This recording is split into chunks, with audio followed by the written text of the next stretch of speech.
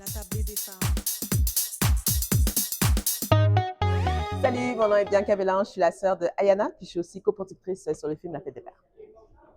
Parfait. Ben merci. Merci de prendre quelques minutes pour discuter Ça, c'est avec mon nous. problème. Dis-moi, comment tu te sens par rapport au succès du film Veux ou veux pas? On en parle de plus en plus. C'est Oui, là pendant le festival de oui. Cinémania. Donc, comment tu te sens par rapport au succès? Écoute, c'est extraordinaire ce film-là. Ça fait vraiment un chemin extraordinaire. Tu sais, avant, on avait fait Le mythe de la femme noire. Ça, on Oui. savait, tu sais, qu'on sentait que ça allait quand même toucher beaucoup de personnes. Mais La Fête des Pères, on était comme, on sait que ça va toucher, mais on sait pas comment. Parce que c'est quand même un sujet très personnel, Ouais. très intime. Les femmes se confient de manière très, très intime. Fait comme est-ce que, bon, puis évidemment, la communauté noire, on n'est pas trop parler de nos affaires trop perso. Mais vraiment, les gens sont touchés. On dirait que ça permet une espèce de guérison, une certaine réconciliation. Les gens, on dirait qu'ils s'ouvrent encore plus. Ils se sentent moins seuls, en fait. Oui, Oui. il y en a plusieurs que quand j'ai interviewé tantôt, ils m'ont dit que, tu sais, suite au documentaire, ils ont eu des gens qui sont rentrés en contact avec eux, Oui. sont reconnus dans la rue, Oui. tu sais, on les demande du soutien, de l'accompagnement, des Wow. conseils. Wow, wow, Donc, wow. c'est un documentaire qui est au-delà de juste vous, en voulant dire Ouais. que c'est devenu quelque chose de très, très collectif. Oui, c'est vraiment une entité à part entière, en fait. Mhm. Puis c'est pas juste les protagonistes ou les experts.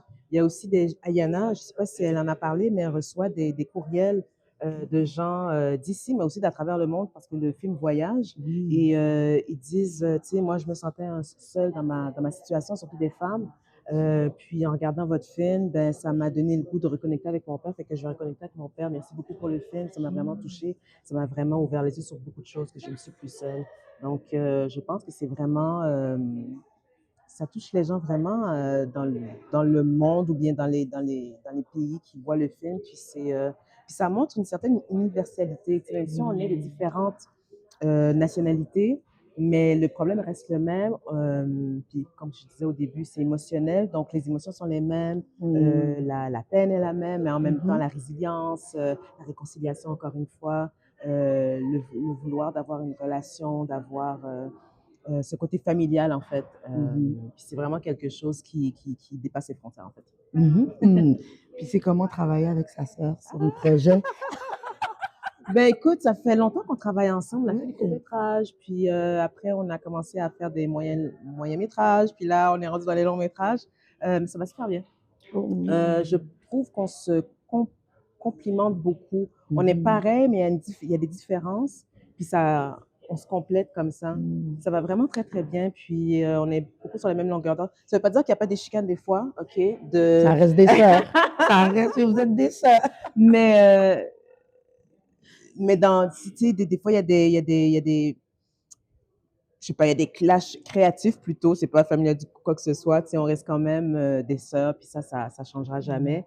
Mais non, vraiment, ça va super bien à date, puis on est vraiment contente, tu sais, elle a même ses propres projets, moi j'ai mes propres projets, mais on est toujours en train de dire, ah, qu'est-ce que tu penses de ça, qu'est-ce que tu penses de ce scénario-là, qu'est-ce que tu en penses, tu sais, puis pareil pour moi, elle dit, ah, qu'est-ce que tu en penses et tout, donc je pense qu'il y a ce petit côté sœurette qui sert aussi dans notre travail.